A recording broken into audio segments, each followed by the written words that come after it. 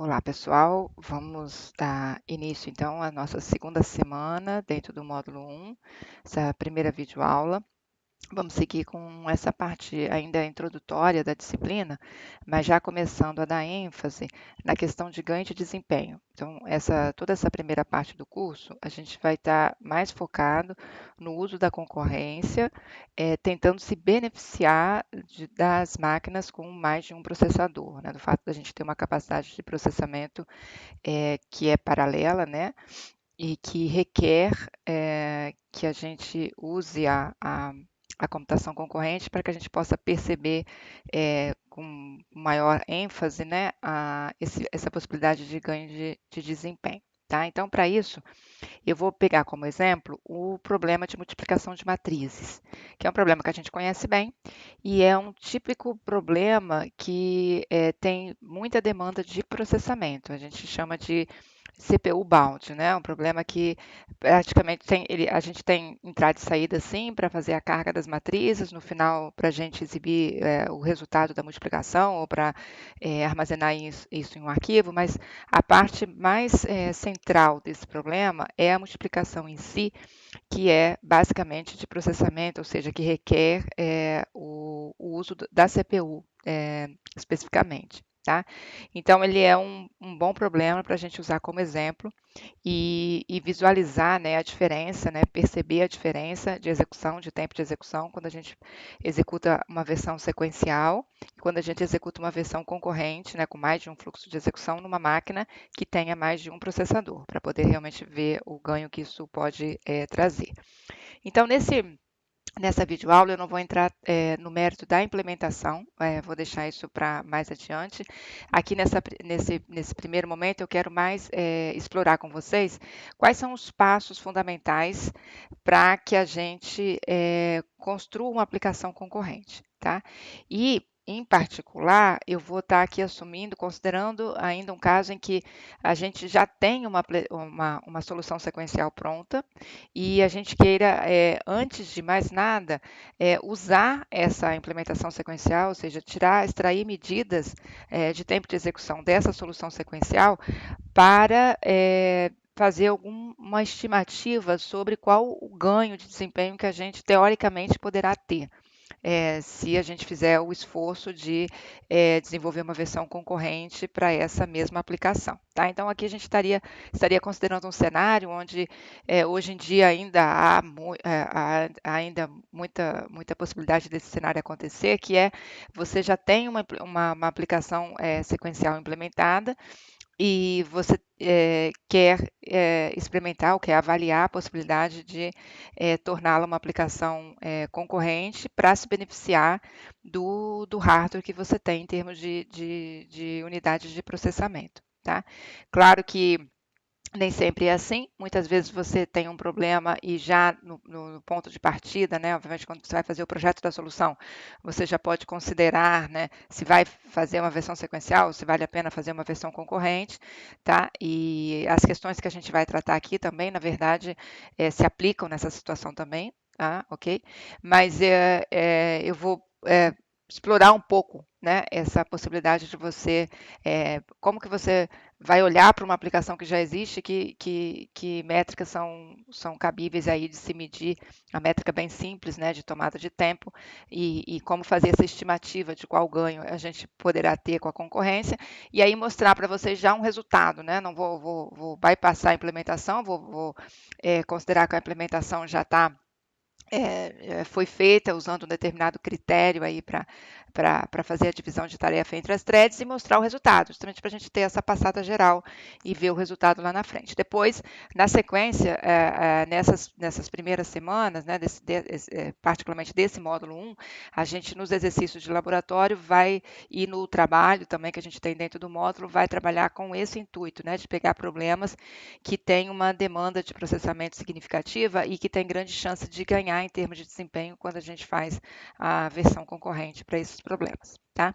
Então, dado que eu tenho uma aplicação, uma solução sequencial, eu posso considerar como primeiro passo eu fazer primeiro uma análise desse algoritmo sequencial, ou seja, eu, por exemplo, fazer a tomada de tempo, né? Executar esse algoritmo com diferentes entradas, né? Variar o tamanho da minha entrada, porque isso tem um impacto, a gente vai ver qual é o tamanho da minha entrada de dados, né, para o problema.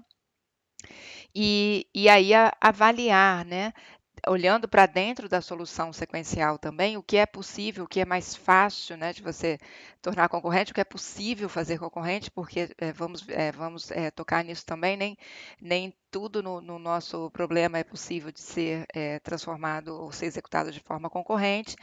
E aí, então, fazer essa estimativa de qual seria o ganho de desempenho, o passo 2 aqui que eu estou chamando, previsto, discutir um pouco brevemente, né, que estratégias de implementação concorrente a gente pode considerar aqui no caso particular desse problema de multiplicação de matrizes e, por fim, os resultados. Então, vou mostrar os resultados de uma implementação que eu já fiz há um tempo atrás e guardei esses resultados e sempre os reutilizo aqui sem necessariamente reexecutar, né? Eu guardei essas informações em gráficos, elas são aqui suficientes para o que a gente quer passar nessa primeira videoaula. Ok?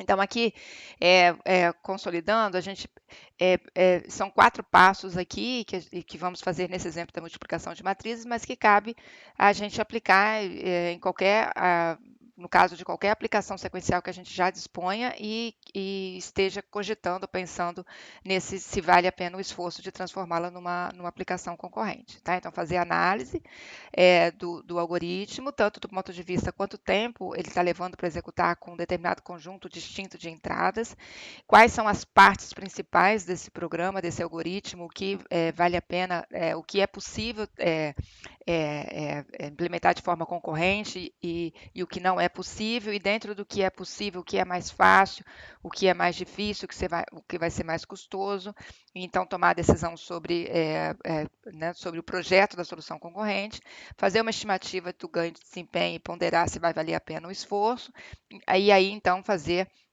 de fato o projeto, a implementação do algoritmo e avaliar os resultados finais. Bom, então no caso particular da multiplicação de matrizes, eu trouxe aqui quais seriam os passos, as etapas aqui mais importantes, né, principais do algoritmo sequencial de uma multiplicação de matriz. Então nós teríamos, considerando o caso em que eu tenho, eu vou pensar numa situação em que eu quero trabalhar com dimensões de matrizes variáveis, né, então eu vou ter uma demanda no início, eu vou informar para o programa quais são as dimensões das minhas matrizes, e aí eu vou ter uma etapa de alocação de memória, né? Uma etapa seguinte em que eu vou carregar os dados da matriz, provavelmente de um arquivo, né? Se eu considerar que eu vou trabalhar com matrizes grandes, para eu não ter o trabalho de ficar digitando toda vez uma matriz inteira, né? Depois de feito isso, alocado espaço, carregado as matrizes de entrada, então aí sim tem início a parte de processamento, que é a multiplicação em si. Terminada essa etapa, já estou apto para exibir os resultados, seja exibir na tela ou seja armazenar isso em arquivo, né? Ou qualquer outra base. E, por último, liberar o espaço de memória alocado, seria a finalização aqui do meu programa. Então, o primeiro ponto aqui, quando a gente trata da programação concorrente, é que a gente continua, obviamente, resolvendo problemas, né? Estamos aqui para resolver problemas do mundo real. E, normalmente, né, a gente, quando pensa em algoritmos, né, quando a gente está modelando um problema do mundo real e construindo e projetando um algoritmo, né, que modela esse problema e aí propõe uma solução computacional, o algoritmo sempre tem uma ideia de uma sequência de passos, né? Todo algoritmo tem essa ideia e aqui a gente tem uma sequência de passos bem alto nível, certo? Então, há um aspecto aqui que tem muitas vezes tem uma imposição da ordem sequencial, né? E aí a gente não pode ignorar, não pode desrespeitar, porque tem um certo o limite aqui que a gente encontra. Então, por exemplo, o que eu estou querendo dizer? Eu não poderia aqui avançar para essa etapa de processamento da multiplicação em si, sem ter concluído essas duas etapas anteriores. né? Então, eu não posso, por exemplo, chegar aqui e olhar para essas minhas 5 etapas que eu estou, ou 5 atividades que eu estou vendo aqui no meu código e decidir, vou criar 5 threads e uma thread vai alocar memória, outra vai carregar a matriz, outra vai multiplicar, outra exibir, outra liberar, né? Dividir, pronto, dividir a minha aplicação em 5 fluxos, cada um está fazendo uma atividade diferente. Obviamente que isso não é possível, porque a gente tem uma ordem aqui de a gente tem como que pré-requisitos, né? Eu não consigo carregar a matriz sem antes ter alocado, eu não consigo processar sem antes ter feito as 2 etapas anteriores, eu não consigo exibir sem antes ter processado e não faz sentido eu liberar o espaço se eu ainda estou usando. Então, nessa sequência que eu estou mostrando aqui, basicamente é uma sequência sequencial que não tem como eu deixar de cumpri-la, porque eu não estaria conseguindo resolver o meu problema. Tá? Então, a computação concorrente, a programação concorrente, ela tem que entrar dentro de cada uma dessas etapas aqui. E eu olhar para dentro de uma dessas etapas e verificar se é possível fazer a concorrência lá dentro. Tá? Então, eu posso olhar para a alocação de memória e pensar, eu consigo que essa atividade de alocação de memória possa ser distribuída em diferentes fluxos de execução? Se sim, vale a pena o esforço que eu vou ter? Né, essa divisão, né, é importante pensar, essa divisão ela é bem estanque do ponto de vista que existem subatividades aqui internas que são facilmente escaláveis do ponto de vista que eu posso colocar uma thread para executar e colocar outra para executar outra atividade e elas não vão precisar interagir, não precisa que uma espere a outra, elas podem caminhar independente até o final. E aí, se for assim, né, quando é assim, quando eu olho para uma etapa e consigo identificar que internamente existem subetapas que são bem independentes entre elas e que vai ser facilmente, né, vai ser fácil de definir que eu vou ter um fluxo de execução para tratar cada etapa, esse é o melhor dos mundos aqui para a gente. Tá? Principalmente quando a gente está aqui focando em desempenho, porque a gente vai dividir a tarefa, vai alocar fluxo de execução e vai pagar o preço apenas pelo overhead de criação desses fluxos. Tá? De escalonamento desses fluxos, mas a partir daí eu vou ter um benefício, provavelmente, de estar, de fato, botando esses fluxos para rodar em mais de um processador, com muito dado para processar, e ali eu vou ter meu ganho. Se essas subatividades que eu identifico têm muita correlação entre elas, do ponto de vista de que uma precisa esperar a outra, que elas não são tão independentes assim, aí eu já tenho que pensar com mais cuidado, porque o esforço que eu vou ter para tornar isso concorrente vai impor que eu faça uso de mecanismos de sincronização, de gerência, de controle, que muitas vezes vão trazer um overhead tão grande que vai fazer com que a minha solução concorrente fique pior do que a solução sequencial. Tá?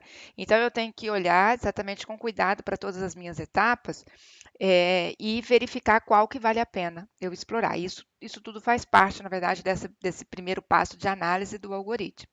Tá? Então, nessa sequência de ações que eu tenho na multiplicação de matrizes, essas etapas de alocar memória, de carregar, exibir a matriz e liberar o espaço, é o que a gente vai ver, em geral, é mais difícil de você fazer a concorrência. E quando a gente pensa num programa, numa entrada muito grande, é provável que a parte de processamento seja a que realmente vai ter um custo maior. E no caso da multiplicação de matrizes, essa parte, como a gente vai ver adiante, é a que é mais fácil de torná-la concorrente. Então, é isso que a gente vai explorar aqui nesse problema. Tá?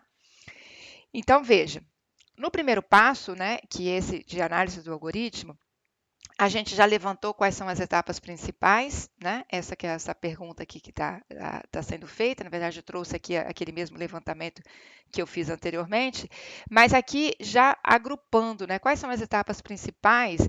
E aqui já, na verdade, agrupando no que eu suponho que seja mais razoável de eu colocar o meu esforço para fazer uma solução concorrente e o que eu vou deixar continuar sendo sequencial.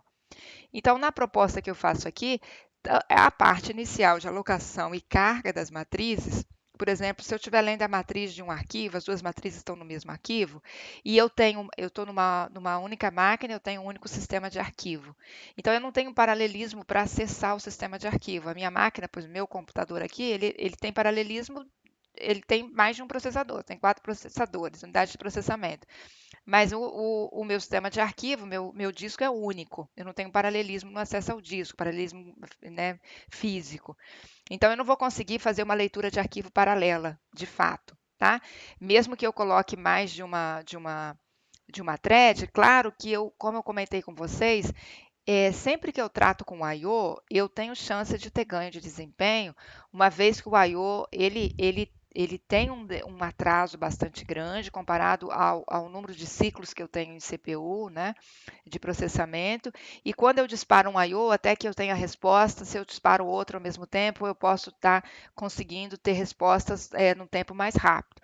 Mas se eu estou acessando o mesmo I/O, que é o mesmo disco, né?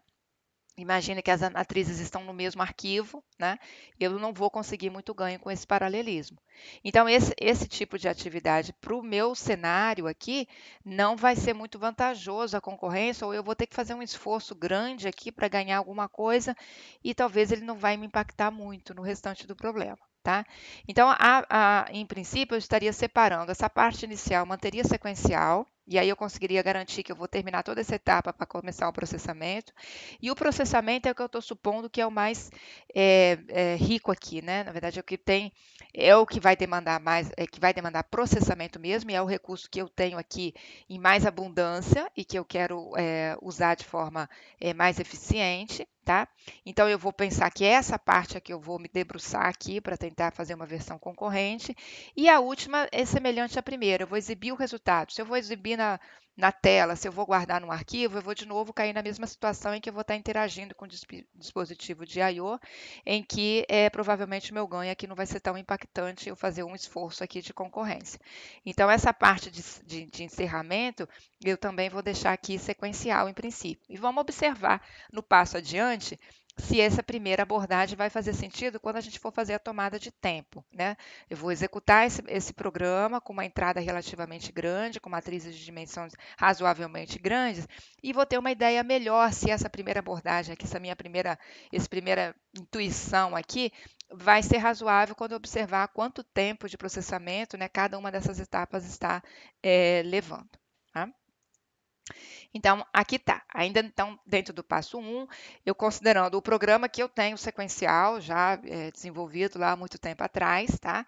Então, nessa segunda etapa aqui da minha análise, eu vou justamente observar esses grandes blocos que eu fiz aqui, quanto tempo eles estão demandando, né? Que percentual do tempo total de execução da aplicação cada um está demandando. Então, eu peguei uma entrada de uma matriz 2048 por 2048, que era a dimensão maior que eu tinha de exemplos de matriz. Tá? Com matrizes menores, é importante, a gente vai ver depois, mais adiante, a gente vai ver como a dimensão da matriz tem impacto aqui. Então, eu peguei uma dimensão maior para justamente ver a situação em que o processamento vai de fato, né, a capacidade de tornar a aplicação concorrente, explorar multiprocessamento vai de fato ter um impacto mais significativo, e aí a gente pode observar que, olha, essa parte inicial toda está demandando 2.841 milissegundos. A parte de finalização, 4.540 segundos. Tá? E a parte de processamento da matriz, para essa matriz, né, de dimensão 248 por 248, 103 mil.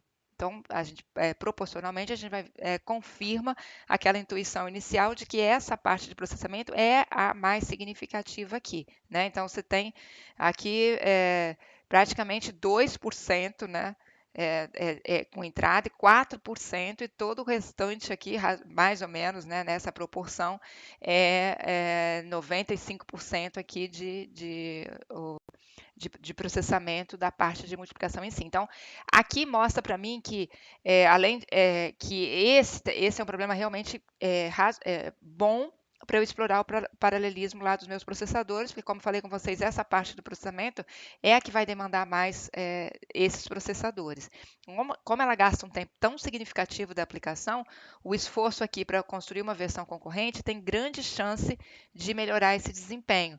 porque é o recurso de hardware paralelo que eu tenho disponível na máquina e que só vai ser explorado, quer dizer, que na versão sequencial eu sei que não está sendo explorado, porque com o único fluxo de execução apenas um processador está trabalhando, mas se eu crio mais de um fluxo de execução, eu estou dando a chance do sistema operacional escalonar esses fluxos simultaneamente e eu poder ver esse resultado, esse ganho no final, tá? Então, essa análise contribui aqui para esse raciocínio, para nos ajudar no projeto da solução, né? Mantemos essas partes em azul de forma sequencial, com uma versão sequencial já implementada. Se eu estivesse fazendo uma versão inicial, eu consideraria esses trechos aqui do meu programa vão ser executados pela thread main, né? Não vão ser feitos de forma concorrente, e apenas quando entrar aqui no meio, na parte do processamento, é que a thread main vai disparar as threads, e aí cada thread vai executar um pedaço da minha multiplicação. Tá? Muito bem, então, dado esse feito, essa primeira análise, né, para esse problema em particular, a gente pode passar para o passo 2 e, de novo, como a gente está considerando que a gente já tem uma versão sequencial implementada, a gente pode fazer uma estimativa antes de fazer o esforço de paralelização e ver o ganho que a gente vai ter, e aí agora, claro, podendo até considerar diferentes entradas, né? Então, por exemplo, se essa minha multiplicação de matrizes, né, ela foi feita, né, ela foi pensada para ser usada com matrizes relativamente grandes, como essa que eu usei, 2048, então eu vou me interessar mais por avaliar esse tipo de situação. Se ela vai ser, na maior parte do tempo, usada para multiplicar matrizes muito pequenas, aí pode ser que mesmo que eu tenha esse ganho de 2048, mas se eu não vou usar sempre com essa, não vai valer o esforço de eu torná-la a versão concorrente, se na prática eu vou usar para aplicações pequenas, né? Então, como que eu vou estimar esse ganho, né, e avaliar o meu potencial, tá, de ganho com a concorrência? A gente faz essa estimativa de forma bem simples, usando uma métrica aqui, que aí apresento ela para vocês, que a gente chama de cálculo da aceleração, né, que a gente pode ter, e isso tem um nome lá, que é a lei de Amdahl, né, que é uma relação relativamente simples, que é a gente pegar o tempo sequencial, o tempo que eu estou gastando com o meu código sequencial, e dividir pelo tempo que eu vou gastar na versão concorrente. Então, quando eu faço essa divisão, eu tenho quanto que eu consegui acelerar a minha aplicação na versão concorrente. Então, por exemplo, se eu tenho uma aplicação sequencial que gasta 10 segundos, fiz uma versão concorrente, nessa versão concorrente a minha aplicação passou a gastar 5 segundos, 10 dividido por 5 vai dar 2, eu consegui uma aceleração de 2, ou seja, a minha aplicação ficou 2 vezes mais rápida do que a versão original, ou seja, caiu pela metade o tempo de execução. Então, essa é a relação, essa é a conta aqui que a lei de Amdahl prevê, né, que nos dá essa informação do ganho de aceleração. Tá? Só que aqui eu não tenho ainda a versão concorrente, eu estou querendo fazer uma estimativa. Né? Então, como é que a gente faz isso? A gente pega o tempo sequencial, deixa eu pegar o tempo sequencial todo da minha aplicação, né, que a gente tem essa medida de tempo, e a parte concorrente, a gente faz da seguinte forma: eu contabilizo tudo que continuará sequencial, vou chamar de tempo da parte sequencial do programa, que não vai ser dividido entre as threads. Então, seria eu somar toda a parte em azul que eu destaquei aqui. Tudo isso vai continuar sequencial, então isso entra na minha conta como tempo sequencial, do que vai continuar sendo feito de forma sequencial. Pego a parte paralela, que é a que eu estou considerando, né, que eu vou paralelizar, no sentido que eu vou dividir em fluxo de execução para tentar executar em tempo de forma simultânea, de fato, né? Então, essa parte, que é o tempo que eu estou gastando aqui no que eu estou prevendo que eu vou transformar em concorrente, e digo que isso aqui é o meu tempo paralelo, e usando o número P de processadores, porque aí o número de processadores que eu vou ter disponível vai, obviamente, impactar. Né? Se eu tenho 2 processadores, eu vou dividir entre 2, se eu tenho 4, eu vou dividir entre 4, então o tempo que eu vou estimar que eu vou gastar na parte concorrente, o paralela, vai variar de acordo com o número de processadores que eu terei disponíveis. Então, o tempo paralelo, que é o que vai ser o denominador aqui da minha razão, vai ser todo o tempo que vai continuar sequencial, mais o tempo que seria da parte paralela, considerando P processadores. Né? E aí, nesse caso, quer dizer, o que é o tempo paralelo considerando P processadores? É o tempo paralelo dividido por P. Né? Então, eu volto lá, seria eu pegar aqui esse tempo 103,334 e dividir por P. Se P é 4, dividido por 4. Então, esse vai ser o número que eu vou estar teoricamente estimando que é o que eu vou gastar na minha versão concorrente. Então, repare que aqui a gente está fazendo uma estimativa, dado que a gente tem o tempo sequencial e dado que a gente conhece qual é a parte que a gente vai tentar tornar concorrente, e a gente, é uma estimativa teórica, que vai provavelmente ser, ela é otimista do ponto de vista que eu não estou considerando aqui nenhum tipo de overhead, e a gente tem. Eu vou criar threads, que na versão sequencial eu não criava. Vai ter troca de contexto, que na versão sequencial eu não tinha, tá? Então, é realmente um chute, uma estimativa alta, assim, de qual é o máximo ganho teórico que eu vou conseguir dividindo essa parte em N fluxos ou P fluxos de execução. Tá? Então, o ganho, então, como eu falei, vai ser dado por essa relação, tempo total sequencial dividido, né, pelo tempo que vai continuar sequencial, mais o tempo que eu estou assumindo que eu vou transformar numa versão concorrente, dividido pelo número de processadores que eu terei para executar. Tá? Então, considerando de novo, para o caso da matriz maior que eu tenho aqui, que é 2048 por 2048, né? E se eu quiser estimar isso considerando 2 processadores, que eu vou executar com 2 processadores, a conta está feita aqui, né? O tempo sequencial é o tempo total, que está 110, 715, 36. E aí, com 2 processadores, a parte paralela vai ser aquela parte que eu estou em amarelo, né, do processamento da matriz, dividido por 2, que dá esse valor aqui, tá? A parte que vai continuar sequencial é tudo que está em azul, a entrada e saída, que deu 7.000, alguma coisa.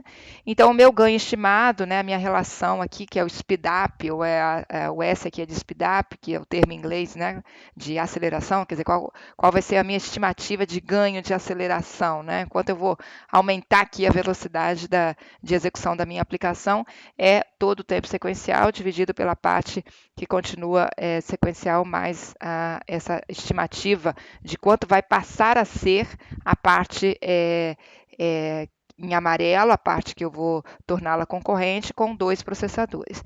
E aí, repara que o meu ganho é de 1,87. Quer dizer, eu estou colocando eu vou criar 2 fluxos de execução, vou assumir que vou executar em 2 processadores. Então, eu não estou tendo um ganho de 2, como no exemplo que eu dei, né, 10, gastava 10 no sequencial, passei a gastar 5, então ganhei 2, né, dividiu pela metade. Eu só não tenho 2 exatamente porque eu tenho essa parte aqui que continua sequencial, né? Essa parte que continua sequencial, ela segura, né? Eu só estou conseguindo tornar concorrente ou paralelizar um pedaço da minha aplicação. Então, eu tenho um ganho de 1,87. Aí eu posso pensar, não, dado assim, considerando o que eu assumi que vou continuar sequencial, né? Considerando este caso da minha entrada, que isso aqui é relevante, né? Eu tenho entrada num tamanho tal que tem uma demanda de processamento, que mesmo deixando essas partes de inicialização e finalização sequencial, se eu conseguir torná-la concorrente, dividir isso aqui, botar e executar em 2 processadores, eu vou ter um ganho de 1,87, quase chegando, né? Aí chegando a dobrar, a cair pela metade o tempo de processamento. Então, aí eu olho para essa estimativa e penso, vale a pena aqui o meu esforço, né? Porque vai ter um impacto aqui significativo no meu tempo de execução. Ok? Bom, aí a gente chegaria, uma vez que a gente decide, não, vale a pena eu ir lá e me debruçar e construir uma solução concorrente. Então, agora o passo seguinte, o terceiro passo, é a gente propor essa solução concorrente, né? Como é que eu divido a tarefa aqui? Então, aqui pensando no problema de multiplicação de matrizes, então se eu olhar assim, como que é feito, né, como que é resolvido esse problema?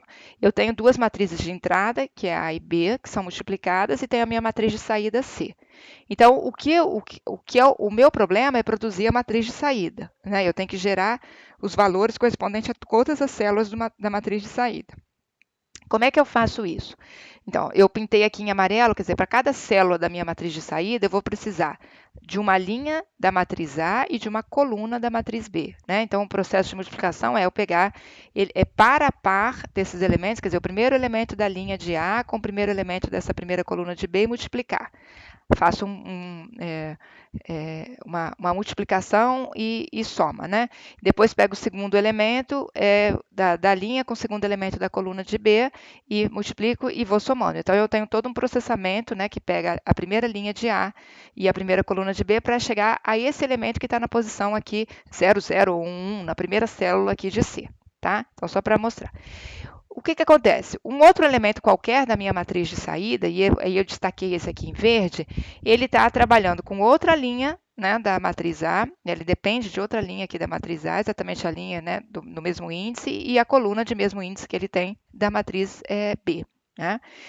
E aí, uma questão importante aqui é que eu tenho uma dependência, né, entre os cálculos de cada célula da minha matriz de saída, ou seja, cada célula da matriz de saída depende de um par de linha-coluna distinto das minhas matrizes de entrada. Joia, né? Mesmo que não fosse assim, né? Quer dizer, na verdade não são todos distintos, né? Porque, por exemplo, esse outro elemento aqui, que é esse segundo elemento aqui da primeira linha de C, ele vai usar também a primeira linha de A, vai pegar a segunda coluna de B, né? Então, há reutilizações. Mas aqui o que acontece? As matrizes A e B, eu vou apenas ler, né? Eu vou estar sempre lendo. Então, ler ao mesmo tempo, não tem nenhum tipo de interferência. O que me dá total independência entre o cálculo que eu faço para todas as células da minha matriz de saída é o fato de que quando eu termino de calcular o valor da célula em amarelo, eu escrevo nessa célula. Quando eu termino de calcular a célula da verde, eu escrevo nessa célula e acabou o processamento. Então, eu não tenho sobreposição de escrita, eu não dependo, por exemplo, de calcular verde só depois que o amarelo foi calculado. Eu posso calcular qualquer célula da matriz C em qualquer ordem. Quer dizer, a matriz C eu posso construir em qualquer ordem e posso estar gerando, por exemplo, o resultado verde junto com o resultado amarelo, sem problema nenhum, porque o resultado está sendo armazenado em células distintas, que são posições de memórias distintas. Então, o que eu queria chegar aqui para vocês? Que olhando para esse problema de multiplicação de matrizes, a minha tarefa, que é gerar essa matriz inteira de saída, que é preencher cada uma dessas células, ela tem independência em relação ao nível das células. Eu posso calcular cada célula de forma independente, sem nenhum prejuízo, sem nenhum problema, sem a necessidade de fazer nenhum tipo de sincronização. Então, esse é um exemplo ótimo de problema que é facilmente paralelizável, facilmente eu construo uma solução concorrente aqui por conta de ter essa independência. O que elas compartilham em termos das matrizes de entrada é sempre de leitura, e aí eu não tenho problema, dois fluxos podem ler a mesma variável ao mesmo tempo sem problema nenhum, isso não gera nenhum erro. Agora, o que eu não posso é sobrescrever. Se um fluxo gera uma informação que escreve por cima do que o outro fluxo gerou, aí isso já pode me dar problema. Se um fluxo depende do que o outro fez para ele continuar, aí eu já tenho a relação de ordem de sincronização. Aqui, exatamente, eu não tenho nada disso. Cada célula pode ser calculada independente das demais, então esse problema aqui é bem fácil desse ponto de vista. Bom, aí em seguida, assim, percebendo que eu tenho subatividades aqui internas na minha atividade geral, que é calcular essa matriz de saída, eu tenho subatividades internas que são totalmente autônomas e independentes, aí eu tenho que ainda decidir, mas em que nível que eu vou aqui com a minha concorrência? Né? Em que nível? Né? Qual vai ser a subatividade que eu vou atribuir para as minhas threads e aí quantas threads eu vou criar? Vale a pena criar muitas, poucas ou um número intermediário? Tá? Vamos ver quais são as possibilidades. Nesse outro, aqui nessa figura, tá tudo um pouco pequeno, mas a ideia principal aqui é mostrar para vocês 4 possibilidades, que são cada uma dessas figuras aqui, de divisão dessa tarefa maior, que é calcular a matriz de saída, em threads, em linhas de execução, que seria que subatividades eu posso pensar, como eu posso dividir essa atividade maior em subatividades, em que nível, e a ponto de eu poder atribuir isso as threads, ainda com a garantia de que eu posso, uma vez atribuído isso para as threads, elas podem executar de forma totalmente independente, basta eu pegar o resultado no final, tá? Então, a primeira delas seria eu pensar nesse nível menor aqui que a gente discutiu anteriormente, que é no nível de célula. Então, como a gente concluiu que cada célula da minha matriz de saída pode ser calculada de forma totalmente independente das demais, eu poderia pensar facilmente, olha, eu posso criar um número de threads igual ao número de células da minha matriz de saída. Aqui eu tenho uma matriz 8 por 8, então eu vou ter 64 threads, nesse caso eu teria 64 threads, e cada uma vai ficar responsável por calcular uma célula. Tá? Perfeitamente possível, a gente poderia usar um programa igual que a gente fez lá no Lab 1, dispararia 64 threads, faria uma mesma tarefa, nem precisaria, né, uma mesma função que a gente passaria para todas as threads e só indicaria para elas qual é a linha e qual é a coluna, ou seja, qual é o índice da célula que elas vão calcular. Passaria isso como atributo para a thread e ela pegaria aquela linha de A, aquela coluna de B, faria o cálculo e colocaria o resultado aqui na célula correspondente e terminaria a tarefa daquela thread. Tá? Um problema dessa abordagem, pensando aqui nessa ferramenta que a gente tem de multithread com uma máquina com multiprocessador, é que essa solução ela é um pouco forte demais aqui, assim, ela pode trazer um overhead muito grande que pode fazer facilmente que a minha aplicação concorrente fique pior do que a sequencial. Por quê? Porque eu vou ter um custo bem alto aqui para criar as minhas threads. Eu estou pensando numa matriz 8 por 8. Se eu aumento essa escala para o 2048, como eu tinha lá no meu exemplo, olha como vai dar o meu número de threads. Vai ser um número enorme de threads. A minha máquina tem 4 processadores. Eu nunca vou conseguir executar mais do que 4 simultaneamente. Então, o ganho real que eu posso ter é com 4 threads executando no máximo. Mais do que isso, elas vão ficar enfileiradas. Então, eu vou ter um overhead de criar um número muito grande de threads, de fazer trocas de contexto, o sistema operacional escalonar, desescalonar, e não vou ter um ganho real porque não tenho tanta unidade de processamento assim. Então, essa estratégia, ela não casa bem para esse hardware que a gente tem. Se eu estivesse usando o GPU, que é a unidade de processamento gráfica, aí essa solução aqui é interessante porque a GPU é feita, a arquitetura dela é pensada para trabalhar nesse nível de células de matriz.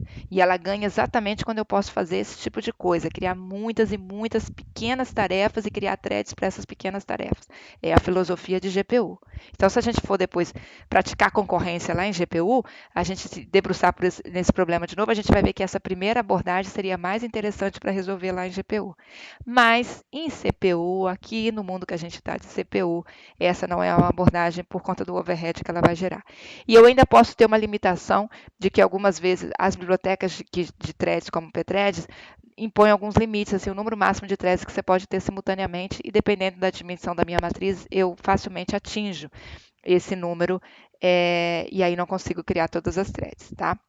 Então, eu vou ter que partir para uma alternativa, que é o que começa aqui nessa segunda figura, que é fazer o seguinte, não, mesmo que eu tenha essa atividade tão pequena que é possível, é plausível fazer com threads separadas, eu vou agrupar. Agora eu olhei para a atividade menor, mas, poxa, isso aqui é pequeno demais. É uma tarefa muito pequena para uma thread, para valer a pena eu criar uma thread, só para isso. Então, vamos fazer assim, vamos pegar um conjunto e dar para cada thread um conjunto dessas tarefas, elas vão continuar totalmente independentes, porque assim como a pequena tarefa é independente, se eu agrupo várias dessas tarefas, o conjunto resultante continua sendo independente do ponto de vista de eu poder escalonar para uma thread, escalonar outro subconjunto para outra thread, e elas poderem trabalhar de forma autônoma, sem eu precisar nenhum tipo de gerência. Então, uma primeira abordagem seria, ao invés de dar uma célula para cada thread, eu vou dar uma linha. E aí, nesse exemplo aqui, eu passaria a criar 8 threads apenas, e não 64. E passaria para a thread, de novo, poderia ter uma mesma função, e passaria como argumento o identificador da linha, e cada thread ficaria responsável por gerar aquela linha inteira. Então, ela ia ter que pegar a primeira linha da matriz A e fazer toda a conta com todas as colunas da matriz B e aí gerar essa linha da matriz de saída. Né? Então, repara que eu já reduzi significativamente né, o número de threads, já me aproximei aqui de um número muito mais razoável do que vale a pena você fazer para você ter, de fato, um paralelismo, a possibilidade de ter um paralelismo aqui real, de todas as threads estarem trabalhando ao mesmo tempo, e não ter ociosidade, né, threads esperando, para que eu vou criar uma thread, trocar contexto com uma thread que nunca vai poder estar executando, um conjunto de threads que nunca poderão estar executando simultaneamente, e sem a possibilidade de eu ganhar muito, porque lá, voltando em GPU, eu tenho ainda a possibilidade de ganhar quando eu tenho threads esperando, porque é outra filosofia, outra arquitetura. Aqui, no computador convencional, a gente tem uso de memória cache, então isso muda um pouco o cenário. Então, aqui para a gente, eu ter um número mais próximo de threads do que o número de processadores que eu tenho, considerando um problema que é CPU balde, como multiplicação de matrizes, é mais razoável, tá? A gente, ao longo do curso, vai falando mais disso. A outra possibilidade que seria, agora eu pensar o seguinte, poxa, cheguei a 8, mas como eu falei com vocês, a minha máquina tem 4 processadores só. Então, se eu criar 8, eu ainda vou ficar vou criar 4, só 4 vão poder executar e elas vão ficar chaveando entre elas e eu, na verdade, vou estar usando, sim, todos os meus processadores, já vou ter um ganho, mas também vou ter um overhead de ficar trocando contexto quando eu não precisaria, né? Então, essas duas últimas versões aqui coloridas são as estratégias em que eu penso do seguinte ponto de vista. Eu vou criar um número de threads igual ao número de processadores. Vou partir vou tomar a decisão por esse lado. Eu quero um número de threads igual ao número de processadores, porque tudo aqui é só processamento, é muito processamento. Então, eu quero, se eu lanço esses 4 fluxos e quero que eles executem o tempo inteiro, eles não vão precisar ficar trocando contexto entre eles.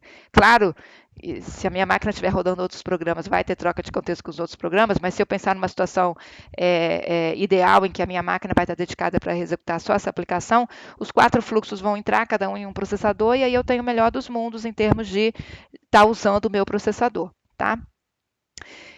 Outro parênteses, tenho questões aqui de uso de cache, tá? Essas estratégias que eu estou mostrando para vocês aqui não necessariamente são as mais otimizadas.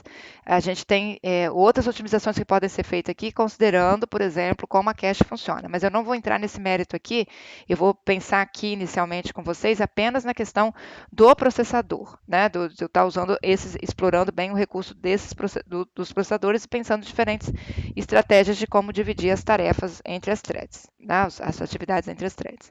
Então, se eu penso, não, vou partir que eu tenho 4 threads, 4 fluxos, eu posso fazer uma divisão consecutiva, então pegar, ao invés de uma linha, então cada thread vai pegar 2 linhas e pode pegar de forma consecutiva, ou eu posso pensar também na forma alternada.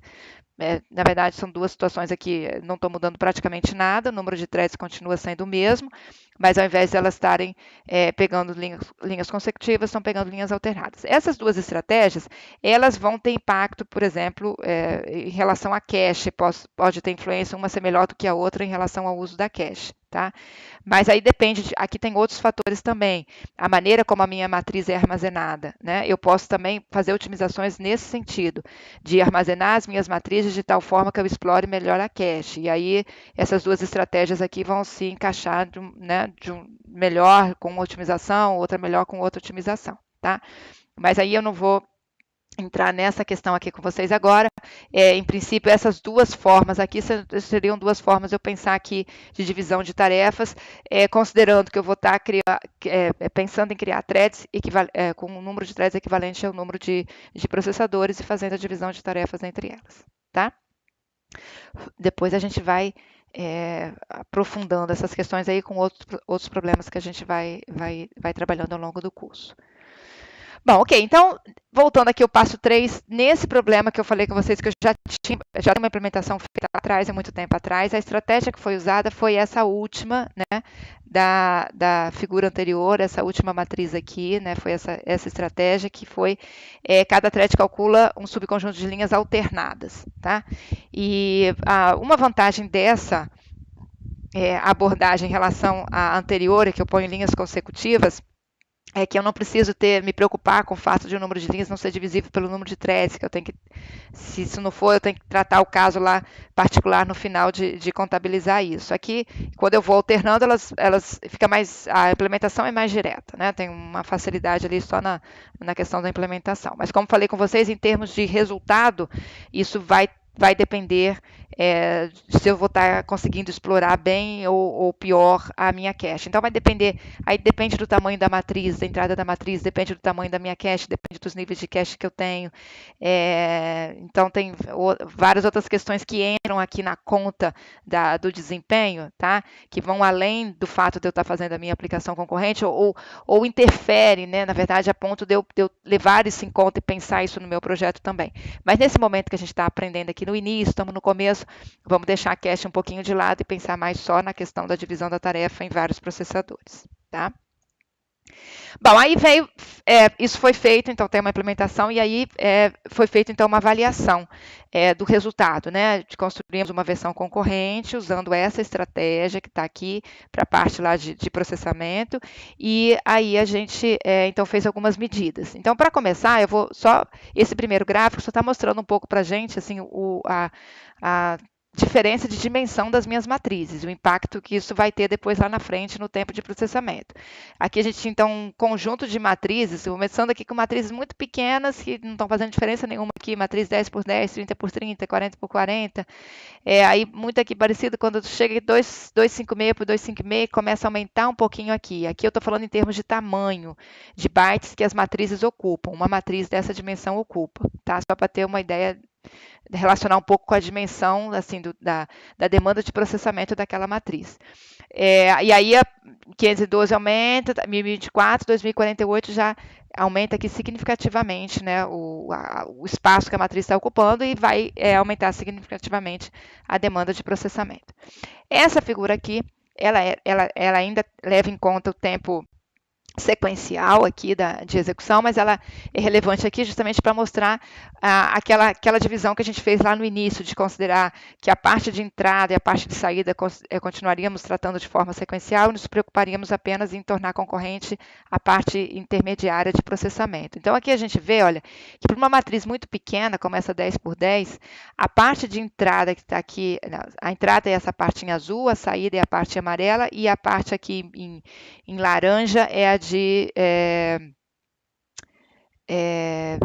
multiplicação. Eu tô olhando aqui, na verdade, que no que está aparecendo no slide, as cores estão diferentes, né? Então, o OBS aqui está mudando as cores.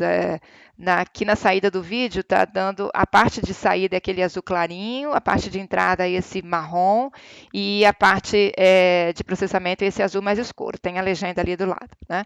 Então, a gente repara que à medida que eu aumento a dimensão da matriz, como a parte de entrada e saída, que foi o que a gente deixou continuar sequencial, tem um percentual de impacto no tempo total muito menor, né? Então, para uma matriz muito pequena, como eu falei com vocês, se eu for usar esse meu programa de multiplicação de matrizes para matrizes de dimensão muito pequena, o esforço de paralelização dessa parte aqui de processamento, ele vai ser irrelevante. Não vai valer a pena, porque toda a parte sequencial que eu não tornei paralela, que eu não tornei concorrente, está muito maior. Tá?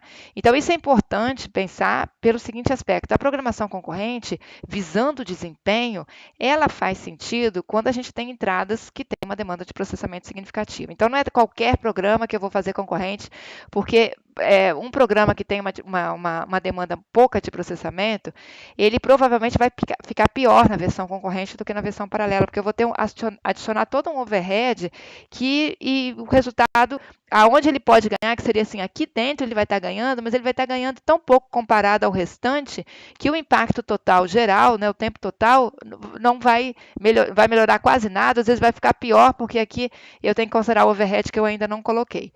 Agora, quando eu caminho aqui e vou aumentando a dimensão da matriz, aí eu vejo o contrário, né? Se eu considero que a minha aplicação vai rodar para matrizes numa dimensão de 2000 por 2000, acima disso, aí a coisa muda completamente de figura, porque o tempo que eu estou levando na parte de forma sequencial para fazer o processamento é muito maior, como a gente viu lá nos números, né, do que o que leva para entrada e saída. Então, eu fazer essa parte concorrente, se eu conseguir, por exemplo, quebrá-la ao meio, chegar a 1,87 que a gente viu lá, eu vou estar praticamente reduzindo quase que o tempo todo da minha aplicação a 1,8, 1,7, 1,6, né? A aceleração que eu vou ganhar, né? Então, isso aqui é importante a gente observar.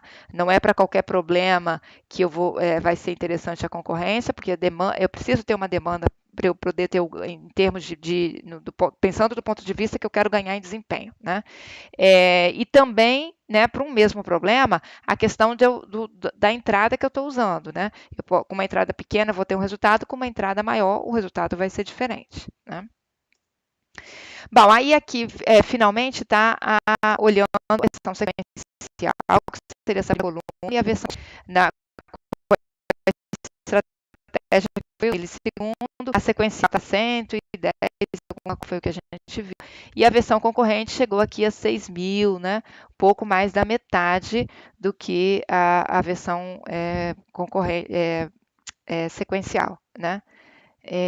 E aí repara que fazendo a conta aqui agora do ganho real, né, pegando o tempo sequencial de novo e dividindo agora pelo tempo total, né, que a gente conseguiu de fato, aqui é a medida real, né, do tempo que se obteve aqui na versão concorrente, chegou-se a uma relação de 1,867.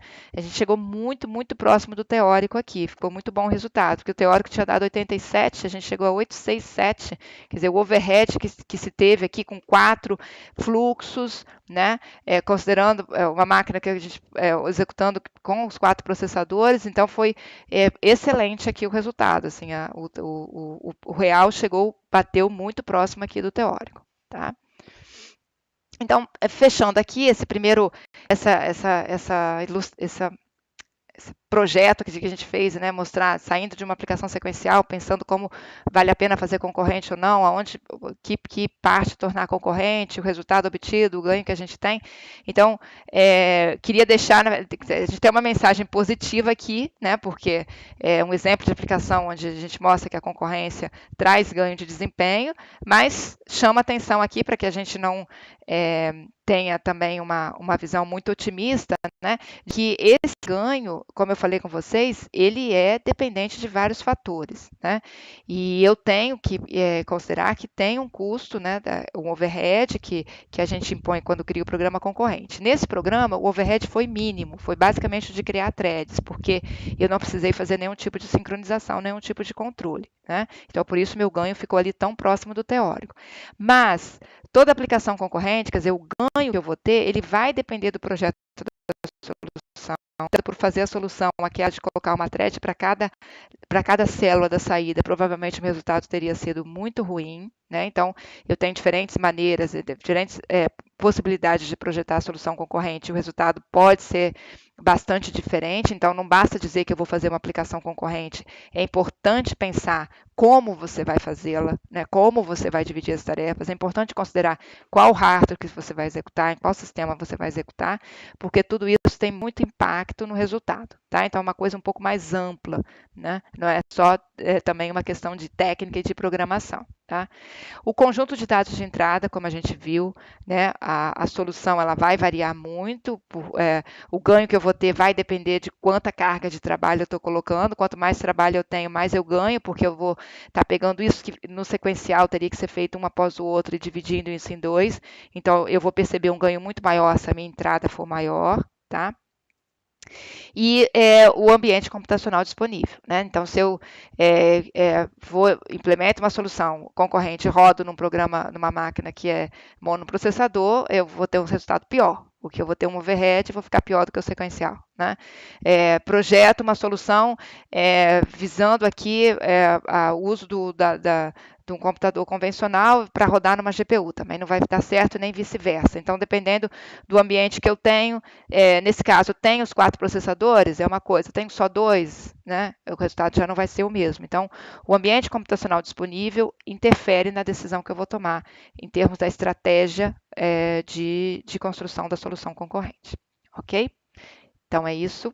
Acabei falando bastante, mas era essa ideia aqui inicial e a gente vai explorar isso aí um pouco mais, essas questões aqui da programação concorrente com o intuito de ganho de desempenho na sequência aqui do módulo 1. Ok? Tchau, tchau.